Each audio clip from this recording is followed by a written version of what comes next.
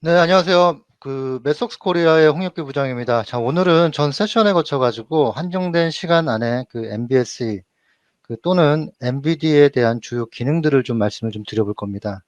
자, 이와 같은 것들을 위해서 이제 반드시 선행되어야만 하는 것들이 있죠. 요구사항 관리하고요. 그리고 이를 기반으로 한 아키텍처의 생성, 그리고 생성된 아키텍처를 이용한 분석 정도가 되지 않을까 싶습니다.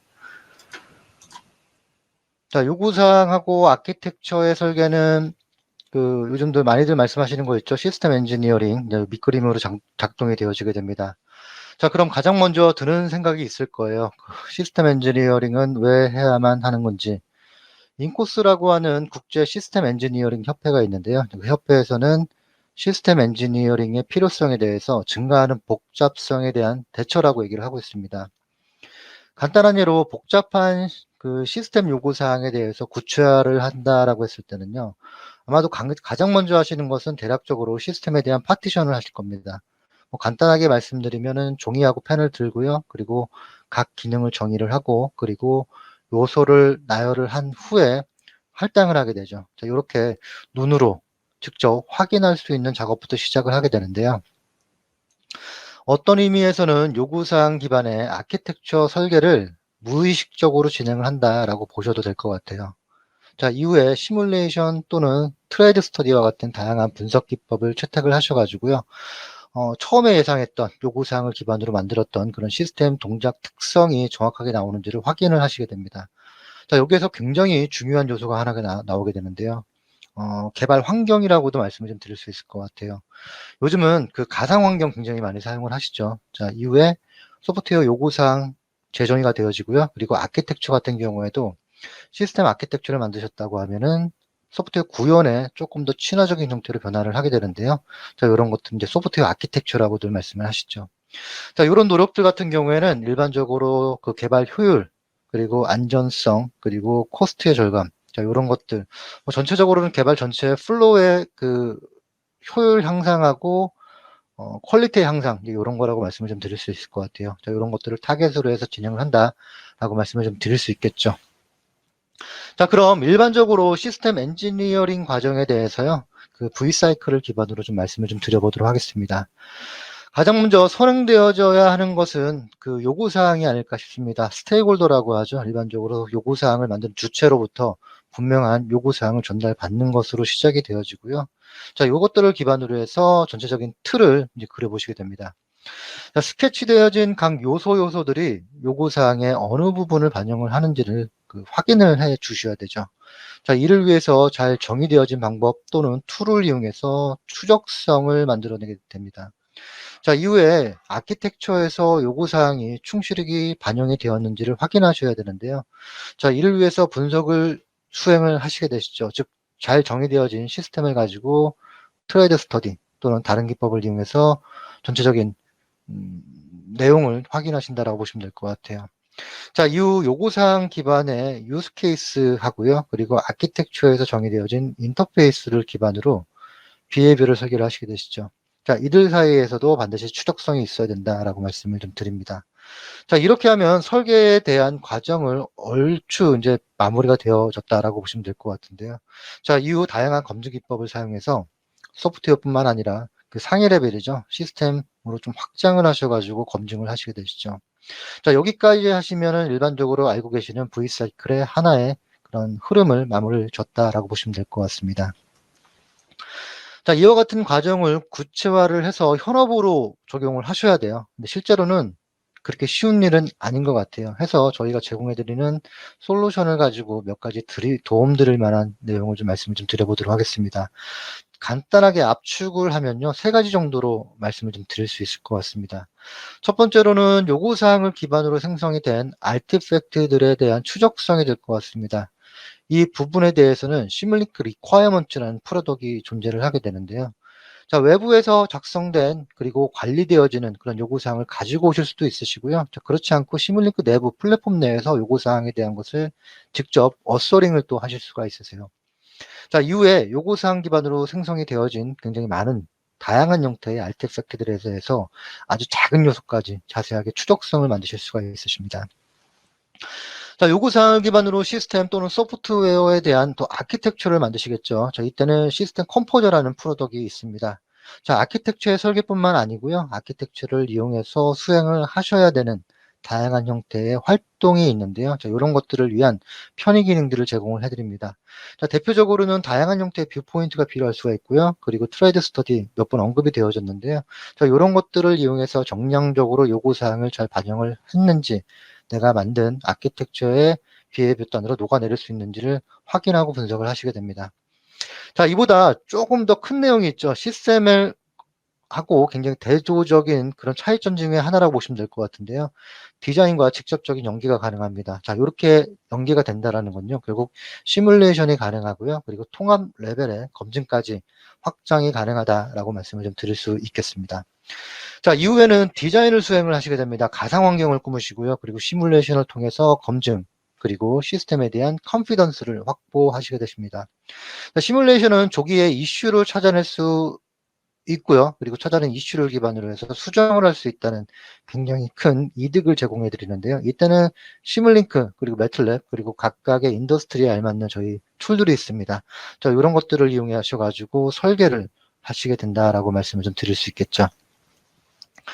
자, 그럼 요구사항에 대한 부분부터 좀 말씀을 좀 드려보도록 하겠습니다. 자, 요구사항은 모든 요구사항이 설계에 반영이 되어졌는지, 그리고 반영이 되어졌다면 구현되어져 있는 기능들이 정확하게 동작이 되는지, 그리고 설계하고 요구사항 사이에 컨시스턴시가 확실하게 확보가 되어졌는지를 확보를 하셔야 되죠. 그리고 요구사항이 정확히 관리가 되어져야만 하는 중요한 이유 중에 하나인데요. 자, 만일 요구사항의 변경사항이 발생이 되었다면 이에 대해서 정확히 인지를 하고 반영을 할 수 있는 그런 방법이 필요하게 됩니다. 자, 현재 요구사항 관리를 위해서 다양한 요구사항 관리 툴들을 사용을 하시는 걸로 저는 알고 있습니다. 시뮬링크 환경 내에서 요구사항에 대한 어서링을 하시는 경우도 있지만요. 그 시뮬링크 플랫폼 외부에서 요구사항을 관리하시고, 그리고 이를 기반으로 모델링을 하시는 경우도 상당히 많죠. 하지만 시뮬링크 플랫폼 외부에서 관리가 되어지고 있다라고 하면요, 추적성을 확보하는 데는 굉장히 큰 어려움이 발생이 될 수가 있습니다. 물론 그 외부에서 관리가 되어지고 있는 요구사항을 기반으로 모델과 추적성을 만드실 수도 있으세요. 주로 이제 인하우스적인 방법으로 많이 만드시는데요. 자, 하지만 이렇게 했을 때는 상당히 많은 노력이 필요하고요. 그리고 추적성을 만들었다 하더라도 추적성 자체에 대한 신뢰, 그리고 그런 추적성을 만들었던 방법 자체에 대한 관리의 이슈가 항상 공존할 수밖에 없습니다. 자, 이와 같은 어려움을 극복하고자 나온 방법이 있습니다. 자, 슬라이드 왼편을 한번 보시면요. 그 대중적으로 좀 많이 사용하시고 계시는 그런 요구사항 툴을 좀 나열을 해 보았습니다. 워드, 엑셀, 도어즈 정도가 있는데요. 자, 이와 같은 요구사항 관리 툴에서 관리가 되어지고 있는 요구사항들이 아키텍처 또는 디자인 내에서 어느 요소에서 반영이 되어졌고, 그리고 이들 요구사항들이 온전하게 검증이 되어졌는지를 명확하게 인지를 하는 그런 방법이 가능해야만 합니다. 하지만 요구사항이 외부에서 관리가 되어지고 있다고 하면요, 이들 요구사항을 시뮬링크 환경으로 가지고 오는 것이 추적성을 만드는 데 있어서는 가장 쉬운 방법이라고 보시면 될 것 같습니다.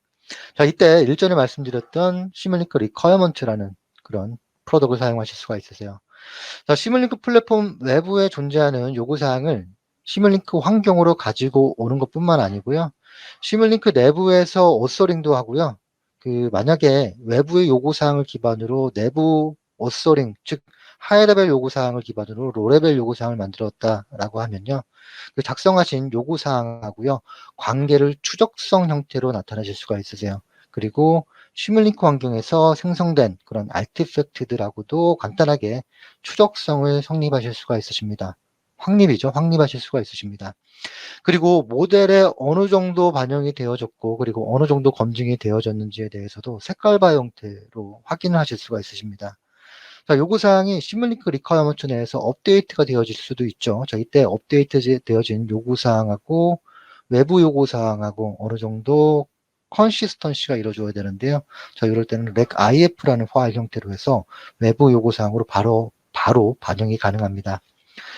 자, 그리고 외부 요구사항은 시뮬링크 환경하고 상시 동기화가 이루어져 있습니다. 해서 요구사항, 외부에서 변경된 사항에 있을 경우에는 그 바로 시뮬링크에 반영이 되어져서요. 즉 시뮬링크 리퀘어먼트 형태로 인지가 되어져서요.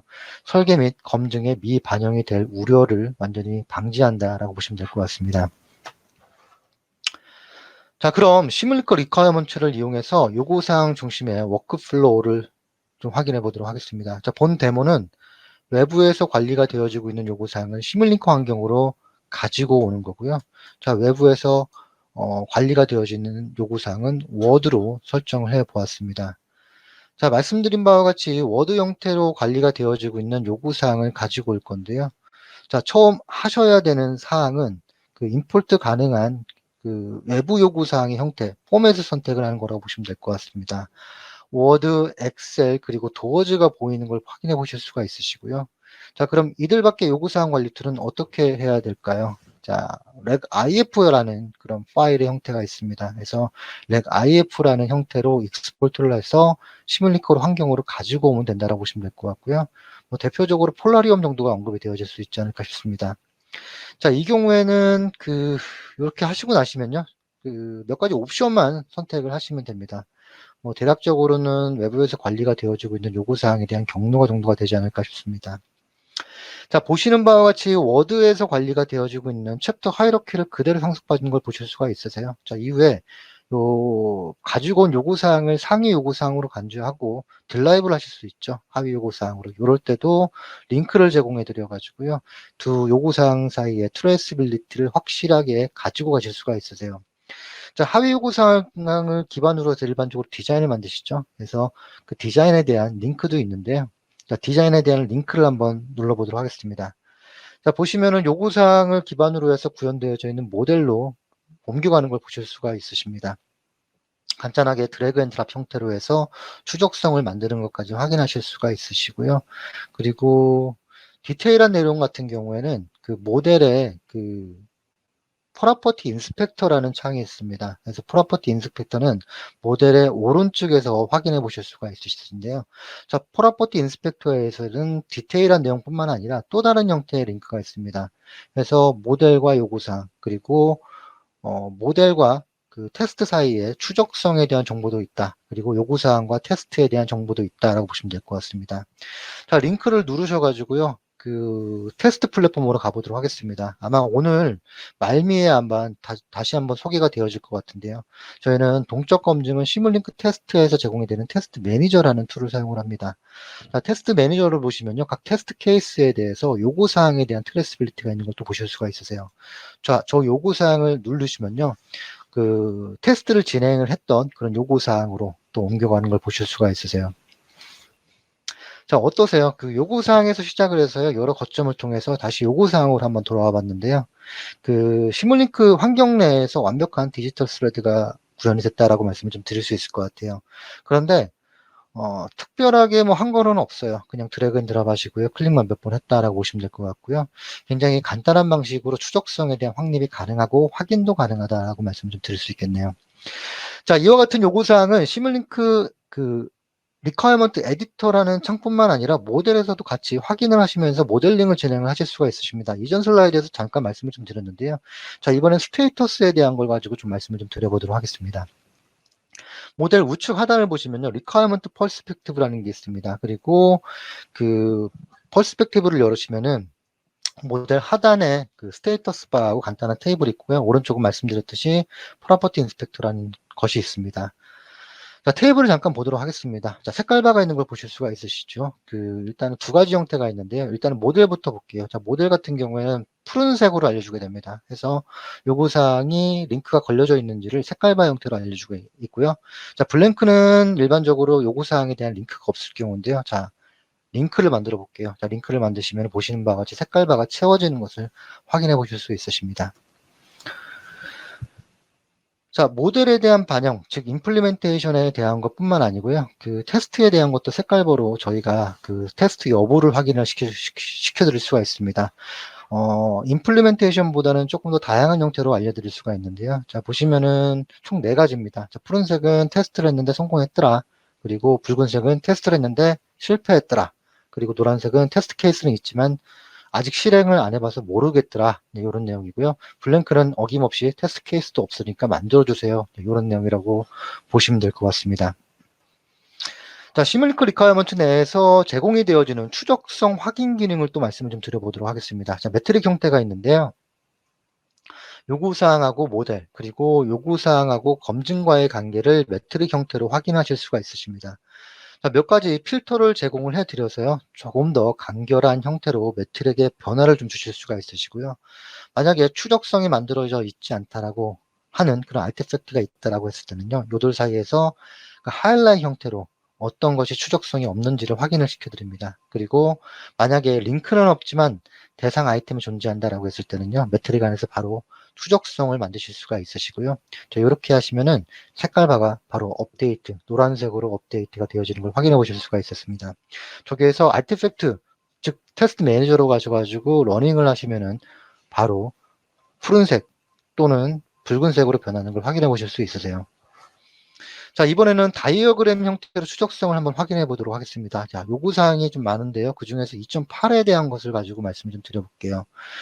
자, 트레이스빌리티 다이어그램입니다. 해서 트레이스빌리티 다이어그램에서는 각 아티팩트들에 대한 것을 다이어그램 형태로 말씀을 좀 드릴 수가 있습니다. 자, 각각의 블록을 클릭하시면요. 해당되는 아티팩트들이 열리고요. 그 아티팩트들을 열어서요. 바로 작업도 가능하고 추적성도 만들 수 있다라고 말씀을 좀 드릴 수 있겠네요. 자, 잘 정의되어진 요구사항이 전달이 되어졌고요. 자, 이걸 가지고 대략적으로 분석을 했다라고 하면요. 좀 더 정형화된 형태로 오른쪽에서 보시는 바와 같은 잘 정의된 아키텍처 형태로 생성을 하시게 되시죠. 자, 요구사항의 경우에는 앞서 말씀드렸던 바와 같이 시뮬링크 리퀘어먼트라는 툴을 사용을 해서 관리를 하시게 됩니다. 자, 아키텍처 모델에서도 시뮬링크 모델하고 완벽하게 동일한 방식을 적용을 해서 작업을 하실 수가 있으신데요. 자, 화면에서 보시는 바와 같이 그 색깔바를 이용해서 요구사항하고 아키텍처의 각 항목에 대해서 추적성의 유무를 확인하실 수가 있으세요. 자, 추적성 확립이 완성이 되어진 이후에는요, 그 오른쪽 하단에 보시는 바와 같이 링크 정보를 들여가지고요, 추적성을 확인하실 수 있다라고 말씀을 좀 드릴 수 있겠죠. 자, 이제부터는 아키텍처의 활용에 대해서 좀 말씀을 좀 드려보도록 하겠습니다. 스테레오 타입인데요. 다양한 이유로 인해서 스테레오 타입을 적용을 하신다고도 하시네요. 근데 말씀하시는 걸 보면 공통적으로 두 가지 정도는 항상 언급이 됩니다. 자, 첫 번째로는 어떤 대상에 대한 기술을 위한 다른 말씀으로 들으면은 모델링 랭귀지라고 좀 말씀을 좀 드릴 수 있을 것 같은데요. 간단하게 예를 들어 보면은 어떤 것이 어떤 요소겠죠. 어떤 요소가 센서인지 그리고 어떤 것이 파워 컴포넌트인지 이런 것들을 설명을 하는 개념이라고 보시면 될 것 같아요. 자, 또 하나는 프로퍼티에 대한 정의라고 말씀을 좀 드릴 수 있을 것 같은데요. 자, 이와 같은 프로퍼티를 이용해서 분석, 즉 트레이드 스터디를 진행을 한다라고 말씀 좀 드릴 수 있을 것 같아요. 자, 스테레오 타입은 그 SML을 적용해 보신 분들이라고 하면 굉장히 익숙하지 않을까 싶습니다. 자, 모델링 요소들은 모델링을 적용할 때 분류가 되어지는 그리고 기준이 되어지는 요소 또는 시스템을 평가하는 요소로 분류가 되어져야만 합니다. 예를 들면은 통신 방법 그리고 소프트웨어 컴포넌트 이런 것들에 대한 분류가 필요할 것 같고요. 자, 이런 것들을 위해서는 단독으로 스테레오 타입이 정의가 되어지는 게 일반적이죠. 그리고 각 스테레오 타입은 세부 프로파일을 적용을 하게 됩니다. 자, 이와 같은 프로파일은 다양한 요소로 구성이 되어지고요. 그 중에서도 스테레오 타입을 적용했을 경우 적용이 되어지는 대상의 특성을 구분지을 수 있는 프로퍼티라는 것들을 또 정의를 하게 되죠. 자, 보시면은 디바이스 아이디, 파워 컨섬션, 그리고 센서 종류, 컴포넌트 무게, 이런 것들이 굉장히 대표적으로 많이 사용이 되어지는 내용이라고 보시면 될 것 같습니다. 자, 이를 위해서 아키텍처 프로파일 디자이너라는 걸 사용을 하시는데요. 자, 왼편에는 스테레오 타입이 정의가 되어져 있고요. 그리고 오른편 하단에는 각 스테레오 타입에 정의가 되어져 있는 프로퍼티가 정의가 되어져 있습니다. 자, 이들 프로퍼티는 아키텍처를 구성하는 다양한 요소에 적용이 되어지는데요. 자, 그럼 그 스테레오 타입을 이용한 두 가지 방법을 좀 말씀을 좀 드려보도록 하겠습니다. 하나는 사용자 지정 형태의 다양한 뷰를 만드는 거고요. 또 하나는 아키텍처에 정의되어져 있는 스테레오 타입의 프로퍼티를 이용한 트레이드 스터디를 좀 말씀을 좀 드려보도록 하겠습니다. 자, 트레이드 스터디부터 말씀을 좀 드려보도록 하겠습니다. 자, 예를 들면은 로컬라이제이션이라는 그 컴포넌트를 제가 하나 만들었습니다. 자, 컴포넌트에 센서 컴포넌트라는 스테레오 타입을 만들어서 적용을 하게 되는데요. 해당 스테레오 타입에 정의가 되어져 있는 모든 프로퍼티가 로컬라이제이션 컴포넌트에 적용이 되어지죠. 그리고 이 프로퍼티에 설계하고 계시는 시스템 요구사항에서 정의되어져 있는 요소에 맞게 값을 정의를 하신 이후에요. 이 값을 이용해서 트레이드 스터디를 수행을 하시게 됩니다. 자, 이 각 요소에 정의가 되어진 특성들을 이용해서 모델 분석을 하게 되는데요. 정의된 프로퍼티들이 포함된 모든 아키텍처 요소하고요. 그리고 타겟하시는 결과하고 관계만을 계산을 하게 되는데요. 자, 이렇게 그 요구사항에서 원하는 사양이 잘 반영되어져 있는지를 실제 디테일 디자인을 실행을 하시기 전에 미리 확인한다라고 보시면 될 것 같고요. 자, 이럴 때는 매틀랩을 사용을 하셔가지고요. 좀 더 플렉시빌리티를 올릴 수도 있다라고 말씀 좀 드릴 수 있겠습니다. 자, 예를 한번 들어볼게요. 그 최적의 소프트웨어 전력인데요. 소비 전력이죠. 소비 전력인데요. 각 요소에 소요되는 파워를 미리 다 정의를 하고요. 그리고 이들을 이용해서 최종 파워를 도출을 하셔가지고요. 사양에서 정의되어져 있는 토탈 파워하고 비교를 한다. 이런 개념이라고 보시면 될 것 같습니다. 자, 두 번째로는 사용자 지정 형태의 뷰에 대한 생성입니다. 자, 컴포넌트들 간의 복잡한 관계는 이를 확인하려고 하시는 분들, 또는 스테이크홀더 분들의 의지가 분명히 반영이 되어졌는지를 확인하는 그런 요소에 있어서는 허들링 포인트가 됩니다. 자, 이를 위해서 오른쪽에서 보시는 바와 같이 특정 컴포넌트를 중심으로 해서 영원성 있는 관계만을 표현해주는 스팟라이트라는 것을 확인해 보실 수가 있으세요. 자, 가장 기본이 되는 컴포넌트 다이어그램 이외에도 그 대중적으로 많이 사용이 되어지는 다이어그램을 추가적으로 제공을 해드리는데요. 각각에 대해서 용도별로 맞게 채택을 하셔가지고 사용을 하시면 될 것 같습니다. 자, 몇 가지만 좀 말씀을 좀 드려볼게요. 첫 번째로는 하이러키 다이어그램 하고요. 그리고 클래스 다이어그램입니다. 자, 저희는 두 가지 형태의 아키텍처 템플릿을 제공해 드리는데요. 하나는 시스템 아키텍처고요. 또 하나는 소프트웨어 아키텍처라고 보시면 될 것 같아요. 자, 하이러키 다이어그램 같은 경우에는 시스템 아키텍처에서 주로가 아니죠. 시스템 아키텍처 템플릿에서 저희가 제공을 해드리고 있고요. 그리고 클래스 다이어그램은 소프트웨어 아키텍처 템플릿에서 사용이 가능한 그런 다이어그램이고요. 용도별로 펑션 디컴포지션 또는 디펜던시 어널리시스 이런 케이스에서 사용을 하시면 될 것 같습니다. 자, 그리고 시퀀스 다이어그램입니다. 별도의 뭐 설명을 안 해도 많이 아실 거예요. 컴포넌트 사이의 동적 비해별, 즉, 그 다이내믹 비해별을 설명을 할 때 많이 사용되는 다이어그램이라고 보시면 될 것 같습니다. 자, 이번에는 스테레오 타입에서 정의한 프로퍼티를 필터로 이용해서 적용한 커스텀한 뷰를 또 만드실 수가 있으신데요. 자, 여기에서는 스테레오 타입에 적용되어지는 그런 요소를 사용을 해서 내가 원하는 뷰를 만든다라고 보시면 될 것 같아요. 자, 예를 들면은 모든 컴포넌트 중에서 소프트웨어 컴포넌트라는 프로퍼티를 포함한 뷰만 만들겠다라고 했을 때요. 그것만 보는 게 아니고 그 무게가 10kg 이상인 요소만 추출을 해가지고 복잡도가 굉장히 대폭 저감된 독립된 뷰를 만들겠다라고 했을 때는 해당되는 스테레오 타입을 이용해서 간단한 뷰를 만드실 수가 있으십니다. 자, 이와 같이 다양한 형태로 만들어진 뷰들은 그 아키텍처 뷰라는 메뉴에서 관리가 되어지고요. 그 스테레오 타입하고 필터를 이용한 커스터머 뷰뿐만 아니라 방금 전에 언급드렸던 빌트인 뷰까지 이용하셔가지고 깔끔하게 관리를 하실 수가 있으십니다. 자, 그럼 시뮬링크로 만들어진 그 디자인과의 통합에 대해서 좀 말씀을 좀 드려보도록 하겠습니다. 방법은 대략 두 가지 정도를 좀 언급을 드릴 수 있을 것 같아요. 하나는 이미 잘 만들어진 시뮬링크 모델이 있다라고 하면요. 그 아키텍처 모델의 컴포넌트에서 단순하게 링크만 걸어주는 방식인데요. 그 시뮬링크로 보시면은 그 레퍼런스 모델을 만드는 과정하고 유사하다라고 보시면 될 것 같습니다. 자, 또 한 가지는 아키텍처 모델의 컴포넌트에서 더미 모델을 만들고요. 그리고 그 안에 디자인을 하는 방식인데요.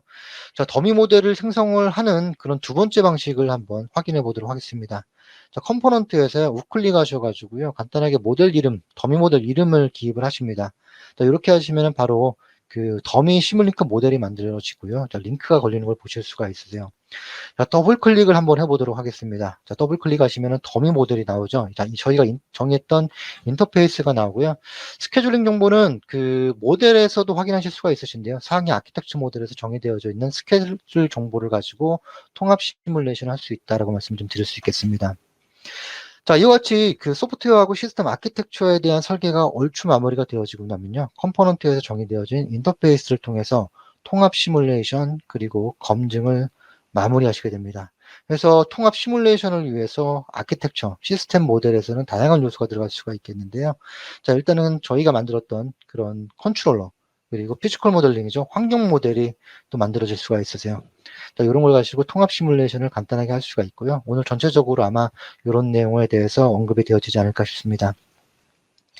자, 또 한 가지는 이미 시스템 통합 모델이 시뮬링크 형태의 레퍼런스 모델이 있는데 시스템 컴포즈를 사용하고 싶다라고 하셨을 때는요, 간단하게 레퍼런스 모델을 이용을 해서 아키텍처 모델로 변경을 하실 수가 있으십니다.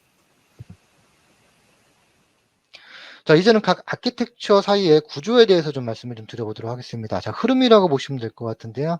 가장 먼저 스테이크홀더로부터 요구사항을 받으시게 되시죠. 그리고 이후 이를 기반으로 구체적으로 구현을 해야만 하는 그런 기능들을 정의를 하시게 됩니다.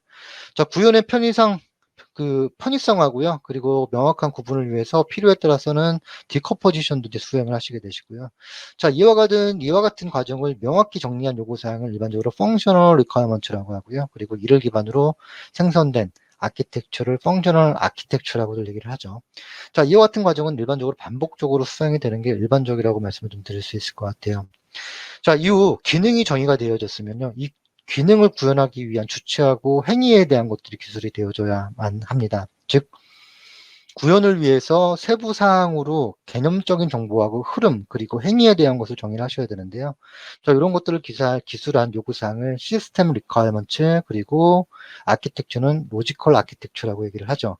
자, 간단하게 말씀드리면 정의하신 펑셔널 아키텍처, 이전 단계에서 정의하신 펑셔널 아키텍처를 어느 컴포넌트에서 구현을 할 건가, 자, 이런 내용이라고 보시면 될 것 같습니다. 자, 마지막은 하드웨어 리퀘어먼트가 정의가 되어져야 합니다. 자, 이를 기반으로 로지컬 아키텍처에서 정의한 사항들이 어느 하드웨어 요소에서 구현이 되어질 건가, 네, 이런 것들을 정의한다고 보시면 될 것 같고요. 자, 이런 걸 위해서 만들어진 게 피지컬 아키텍처라고 말씀을 좀 드리겠습니다. 해서 펑셔널 아키텍처, 왓에 대한 것, 그리고 로지컬 아키텍처, 왓을 누가 수행할 건가, 그리고 어느 요소, 하드웨어 요소에서 정의를 할 건가, where에 대한 것들까지 정의를 하신다라고 말씀을 좀 드릴 수 있을 것 같습니다. 자, 데모 모델을 가지고 말씀을 좀 드려볼게요.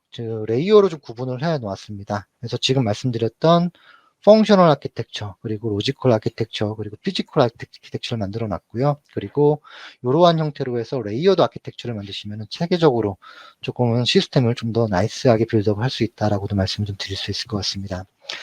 자, 그럼 펑셔널 아키텍처를 한번 살펴보도록 하겠습니다. 자, 지금 보고 계시는 슬라이드에서요, 보시는 시스템 컴포저 모델이라고 말씀 좀 드릴 수 있을 것 같은데요. 자, 요구사항에서 기술되어져 있는 로봇의 기능에 대한 것을 좀 구현을 해봤어요. 그래서 타겟 포지션을 확인하는 기능도 있고요. 그리고 패스 플래닝도 있고요. 그리고 세이프티에 대한 내용도 있습니다. 자, 그리고 추가로 이런 펑셔널 아키텍처를 만들었다고 하면요, 이제 로지컬 아키텍처로 넘어가서 볼 수가 있겠죠. 자, 로지컬 아키텍처로 가보시면 컴포넌트로 구현이 되어져 있는 걸 보실 수가 있으세요. 그래서 트래젝토리 제너레이터에 대한 게 있고요. 그리고 모션 플래닝에 대한 것도 있네요. 자, 일반적으로 시뮬레이션 통합 검증을 위한 컨트롤러 알고리즘하고요. 피지컬 스트럭처는 지금 보고 계시는 요 레이어에서 정의를 한다라고 말씀을 좀 드릴 수 있을 것 같습니다. 그럼 피지컬 아키텍처를 한번 보도록 하겠습니다. 자, 센서라는 스테레오 타입이 정의가 되어져 있고요. 그리고 그 안에 보시면은 메커니컬에 대한 내용도 있고요. 그리고 프로세서에 대한 그런 스테레오 타입을 이용해서 정의가 되어져 있는 걸 보실 수가 있으십니다. 자, 두 아키텍처 사이에는 링크가 있는 걸 보실 수가 있으신데요. 자, 어로케이션에 대한 부분이라고 보시면 될 것 같습니다. 자, 요 어로케이션을 좀 확인을 해볼 건데요. 자, 로지컬 아키텍처, 그리고 피지컬 아키텍처, 서로 로지컬 아키텍처, 피지컬 아키텍처에 대한 걸 가지고 좀 말씀을 좀 드려보도록 하겠습니다. 자, 로지컬 컴포넌트가 어떤 피지컬 시스템에서 구현이 되어져 있는지를 명확하게 보여드리는 개념이라고 보시면 될 것 같은데요. 자, 어떻게 이와 같은 관계를 두 다이어그램에서 성립을 시키는지를 확인을 해보면요. 저희는 이런 기능들을 위해서 어로케이션 에디터라는 것을 준비를 해 두었습니다. 자, 화면에서 보시면은 행에 대한 것이 로지컬 아키텍처라고 보시면 될 것 같고요. 그리고 열에 있는 것은 피지컬 아키텍처라고 보시면 될 것 같습니다. 자, 매트릭스 안에 화살표는 두 아키텍처 사이의 관계를 알려주는 지표라고 보시면 될 것 같고요. 자, 간단하게 실제 매트릭을 가지고 좀 말씀을 좀 드려볼게요. 자, 만약에 컴포넌트에만 관심이 있다라고 하시면요. 필터를 이용해서 컴포넌트만을 노출을 시키실 수가 있으세요. 자, 이번에는 행에는 펑션, 그리고 열에는 로직에 대한 것을 좀 확인을 해 두었습니다. 자, 현재 화살표는 타겟 포지션에 대한 인지를 하는 기능을 트래젝토리 제너레이터라는 그런 컴포넌트에 할당을 했다라고 보시면 될 것 같습니다. 자, 저희 매스웍스에서는 고객분들의 개발에 도움을 드리기 위해서 다양한 서비스를 준비를 해 두었습니다. 자, 오늘 말씀드린 내용에 대해서는 두 가지 형태의 트레이닝 서비스가 존재를 하게 되는데요.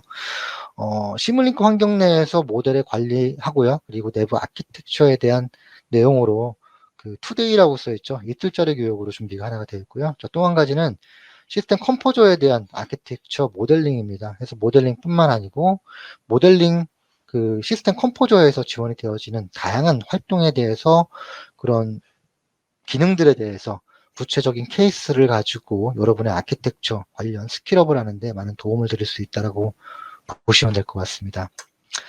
자, 지금까지 요구사항 관리부터 시스템 엔지니어링의 큰 틀을 제공해주는 아키텍처 설계까지 좀 말씀을 좀 드려봤습니다. 자, 저희 매스웍스에서는 관련된 자료를 좀 풍성하게 제공을 해드리고 있는데요. 지금 확인하고 계시는 링크를 따라가 보시면요. 몇 가지 유용한 팁하고 그리고 예제가 있으니까요. 참고 부탁드리고요. 자, 그럼 Q&A 세션에서 뵙도록 하겠습니다. 자, 오늘 말씀드린 주제를 벗어나도 어떤 거라도 좋습니다. 자, 많은 질문 부탁드리도록 하겠습니다. 감사합니다.